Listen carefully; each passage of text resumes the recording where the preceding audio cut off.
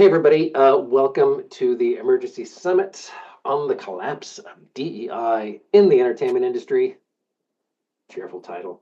I'm Neil Romanek. I am the director and founder of AU. AU is a new content creation and publishing company, and our aim is to get great stories to the audiences who need them and to make sure everybody gets paid.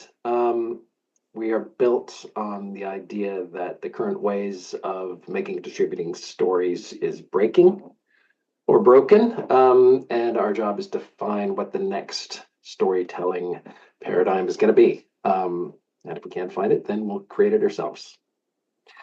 This is our inaugural event. This is the first event we're doing, so thank you so much for coming. I'm really pleased that there are so many people here. Thank you so much.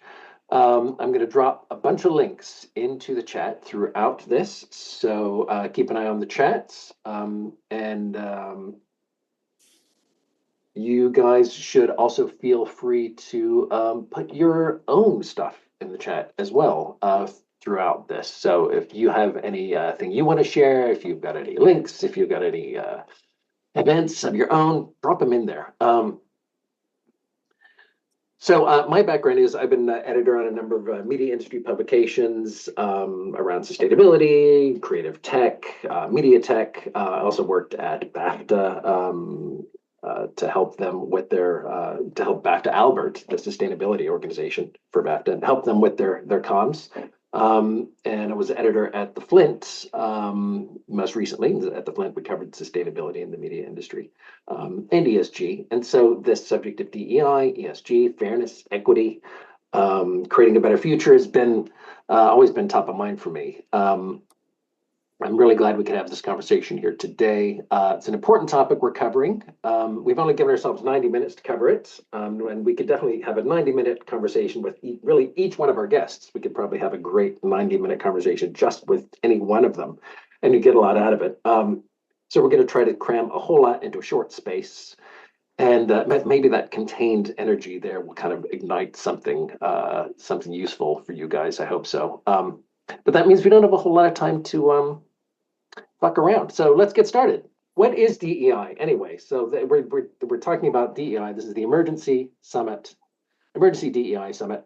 There's a lot of talk about what DEI actually is. It's kind of a fuzzy word. We're going to have some of that conversation today. But basically, it's any implementation in a workplace or organization that works to achieve some kind of fairness or redress some sort of inequality or imbalance. It's kind of you analyze your work, you analyze your organization, analyze what you're doing, and go, well, how can I correct this to make this fairer, to make sure that everybody has access to equal opportunity, opportunities for prosperity, freedom, whatever it is.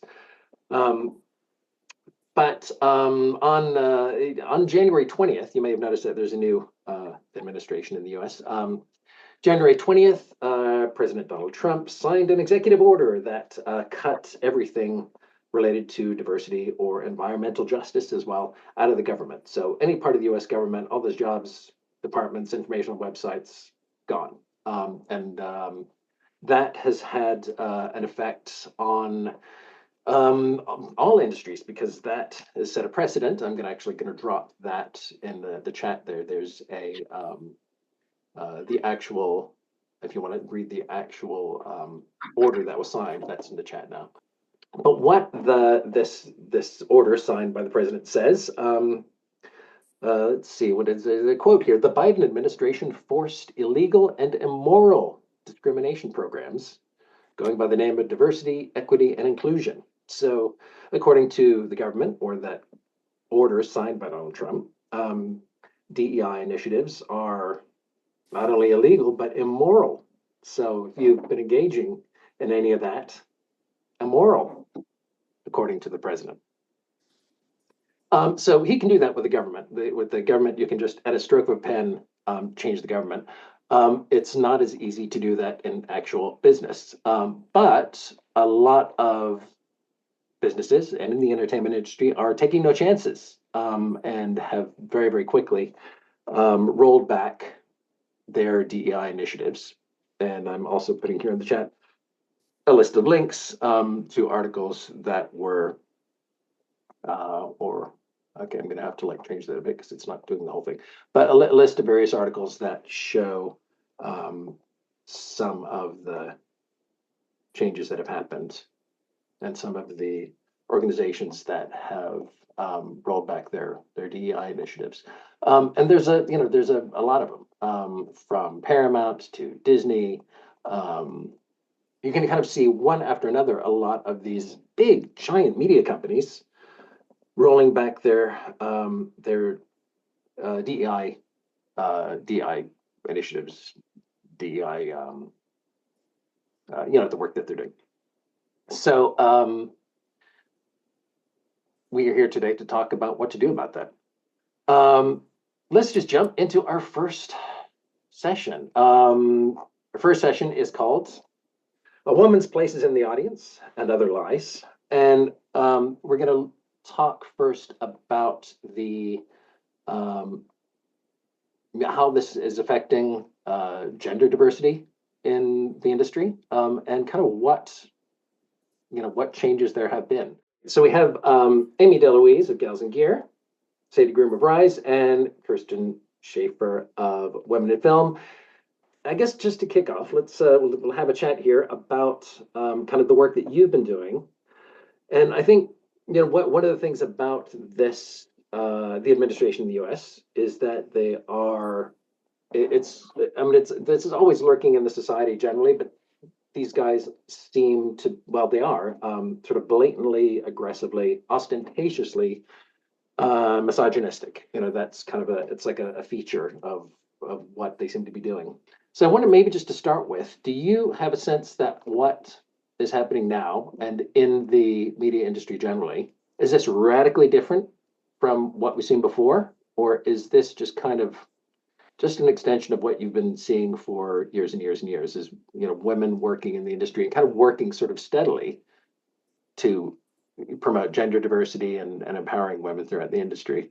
Do you maybe want to start with that, Amy? Just kind of what you've what your thoughts are about that, and also maybe tell us a little bit about what GalsNGear does. But I just want to say globally, and I think it's fair for me to say that all three of us have been in the industry a long time. And what one particular country's administration is trying to do, and I want to point out that Donald Trump is not the entirety of the US government. He's just heads up 1/3 of the government. And so we're still hearing from the other 2/3 about some of these issues. That doesn't necessarily change the through line of what our organizations are doing. I know at GalsNGear, we've been working especially hard to make sure that early to mid-career women feel supported in many areas that are not covered in their jobs and never were covered in their jobs and don't really have to do with DEI. They're just things like negotiation skills and managing teams and building your brand as a leader and financial literacy. Those are the 4 components of our leadership training program. We're working a lot with college students and youth on entry level, ways to get into the industry in lots of different ways. And we're working with people who've been in the industry a long time and are upskilling and changing careers because of the technical changes. So none of that really has changed. We're just kind of plowing forward. We definitely feel the stress of our members, and there are certain members in the United States who are feeling that stress, and probably our friends in Canada and Mexico as well. But I don't feel like it's changing what we do as a commitment. Over to you, Sadie. Yeah. I mean, I agree with you totally, Amy. I mean, it's the same as you. Obviously we're supporting women and the advocates, stroke allies within the industry as well, and it's not changing anything about what we're doing. If anything, we've probably had more contact from women. Our mentoring program applications are now open, and they are definitely higher than the previous years, and so that's not changing, but I think it is coupled at a global economic crisis time where in my other life I run a marketing agency. The first things people cut are marketing, but I think actually before that now it's probably DEI and initiatives, and I think there's always an interesting conversation as to where the money comes from to support our groups. It really should come from HR. But HR very rarely tends to have a budget, so it tends to come from marketing. And then when you cut the marketing budget, then the funding for initiatives like ours goes. So I think we're feeling it's like it's not even a double whammy, because it's like the women need us more, but Right. I mean, the BBC cut their DEI initiative. Well, their head of DEI left 2.5 years ago. So, I mean, one comment I got from someone at the BBC was that, that they, not just them, but other people were cutting it because the groups like ours were doing such a good job that they would actually rather invest in groups like ours instead, rather than having to take people on full time. But yeah, it's interesting times, but yeah, the need is still very great. And that need comes from women and men alike. We, all the time are getting questions from companies to say, how can we support the men in our company so that they know how to better deal with these conversations? Thought people, should they be looking at hiring, all of those sorts of things. And so the need hasn't changed. If anything, it's got more, and I think it will continue to do that, especially as more people are getting made redundant. Kirsten, what about you? Because you're dealing a lot with filmmakers and below the line as well. We're definitely seeing a backslide in the industry. So the pressure that companies felt, in the sort of era of Me Too, and then in Black Lives Matter, to focus on diversity, equity, and inclusion, that pressure isn't there anymore. And so, I've heard anecdotally from women who are in some of these decision-making rooms that now men will say things like, oh, well, we don't have to put her on the list, or we don't have to make sure our list is 50-50, or we don't have to make sure that there's a woman of color on the list. Whereas before, in the before times, nobody would say that out loud. They might think it, but it's not what they would do. And so that combined with a scarcity mentality, because the business is changing so much. There's so much consolidation. There are fewer jobs right now, especially in Los Angeles, and in California overall, in the entertainment industry. And then fear. And then there's a definite, the companies are fearful that some of the advantages they get from staying on the right side of the president will impact their bottom line, will impact their business. And so they're also hesitant. So all of those things combined is making it a pretty tough environment for women, for anyone who's gender diverse, and anybody who has multiple underrepresented identities. I think it's super tough. We are starting to see it in the numbers. I think the reports that come out, we're about to launch our annual Reframe film report next week. It actually makes a case for films that are diverse, that are inclusive, doing well at the box office. But that is a rear view, right? So those are films that were greenlit, funded, made, distributed over the last few years. So what's happening right now is mostly anecdotal, but I think we're going to see it in the data next year. And then we're really going to see it in the TV data when it comes out this summer. So, I mean, that's really interesting. So I mean, there are people maybe who might mean well, or maybe already have good practices in place, or are maybe really sort of personally gung-ho about this stuff.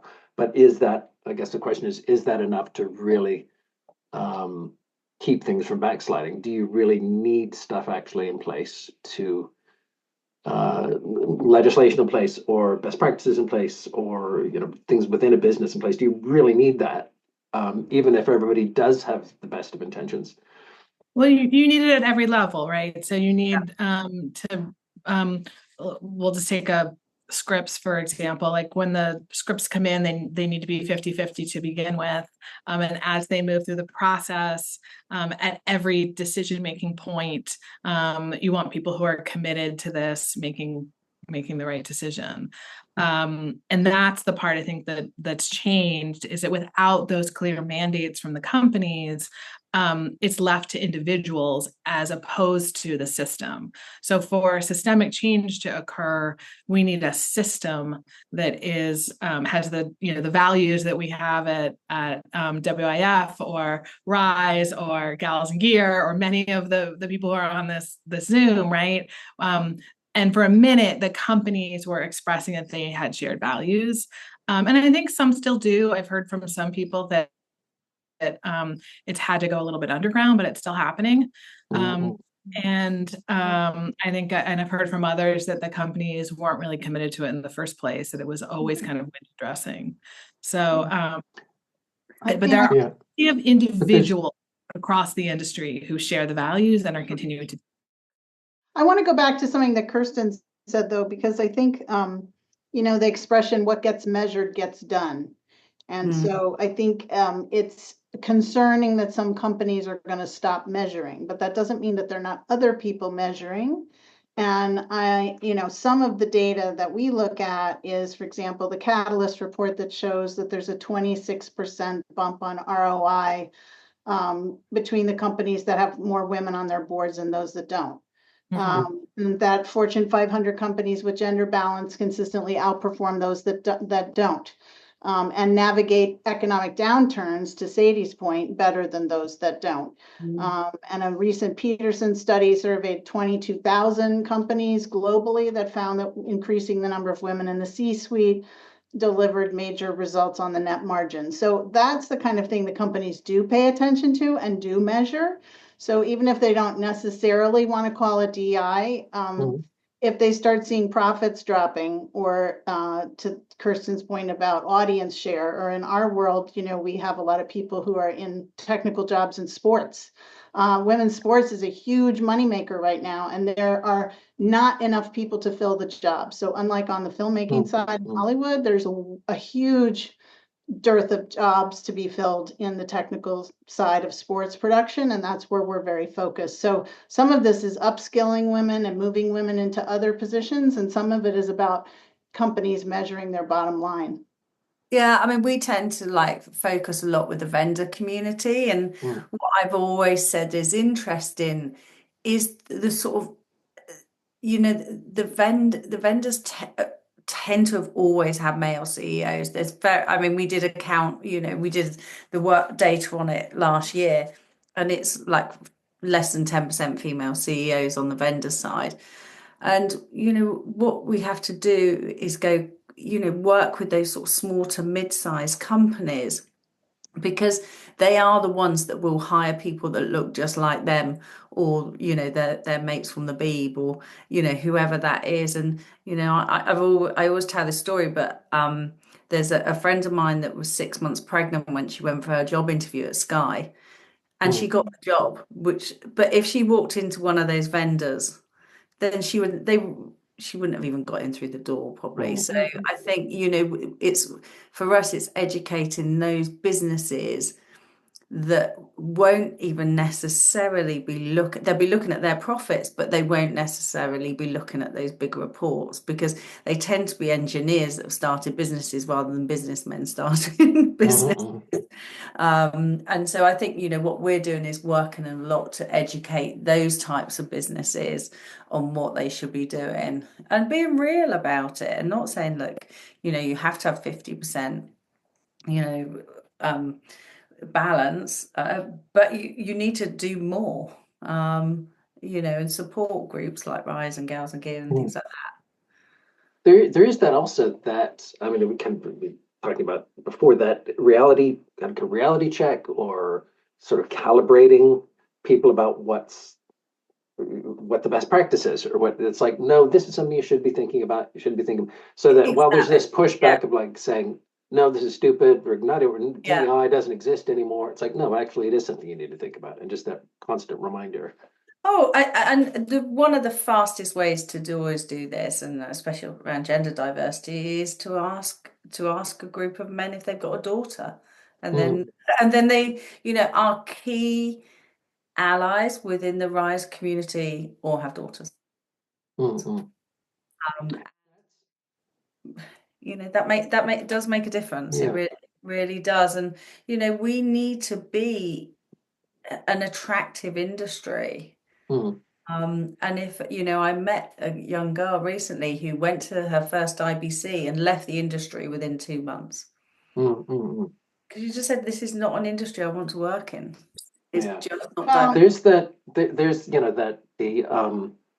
I mean, I think it came from, I'm not sure where it came from, but I've heard that story of that, men love their wives and they love their daughters and they love their mothers and they would die for them. But here we are still. So I just feel like there's got to be something more in place than just, than kind of relying on people's best intentions. But we are trying to build, to Sadie's point about allies, we're trying to build it from both directions, right? We're trying to make sure that women feel supported in whatever careers they choose, that they're able to upskill and get into, successful long-term revenue generating careers, but also building those environments where people don't feel excluded. And I think, Pete Buttigieg had a great soundbite recently at a conference where he was trying to explain DEI, and he said, look at the flip side. The opposite of diversity is uniformity. The opposite of equity is inequality, and the opposite of inclusion is exclusion. And nobody wants those things. Nobody wants uniformity, inequity, and exclusion. Not even white guys. I'm the mother of 2 white boys, and I can tell you that all of their friends are massively diverse, and they live in a world that is diverse. They believe in that innately. So, and some of this is generational as well. So what about also supporting supporting LGBTQ people and that sort of wider gender spectrum? Because I know that's been, and I know with Rise as well, you kind of started as specifically as women in broadcast ages ago, and I think that there was a bit of a like, oh wait a minute, we need to be wider than that. But what is the support like for those people who are who I apologize are not represented on any of the panels today? But what support do the kind of non-cisgendered people need, and what are they getting? I think that there is, I went to NAB last year, and at IBC there was a couple of drinks events and a couple of panel sessions around this. So that I think there is support, but I think, we have a couple of trans people and non-binary that are members of Rise and very active and have won awards, and so I think, I mean, I don't know if there's a main specific group. That there is the guys at Quick Play and with Coretta have done some events. What about women in film? Are you thinking about that as part of your kind of we changed work you're doing? We changed our name years ago from Women in Film to WIF to signify both a number of things, including the gender diversity, and that gender equality is about gender diversity, and also film is basically obsolete. So WIF, sort of like a KFC, which I understand is a pretty international brand. Used to be Kentucky Fried Chicken, but now they go by KFC, and that's what we're working for with WIF so that it embraces the intersectionality and the gender inclusion of the work that we do. And I think right now it's really important for cisgendered women to not abandon our non-binary and transgender community, because they really need us. They are massively under attack in the US. And sometimes I hear little tiny bits of like, well, we have to really stand up for women. Women are under attack. And it's like, yes, but we're all under attack and we really are stronger together. Yeah, agree. All right, guys, that is our 20 minutes. I'm afraid we're going to have to wrap up. But we did very well. Thank you so much. I know Amy and Sadie, you have to take off pretty quickly. So thank you so much for coming. And we're going to move on.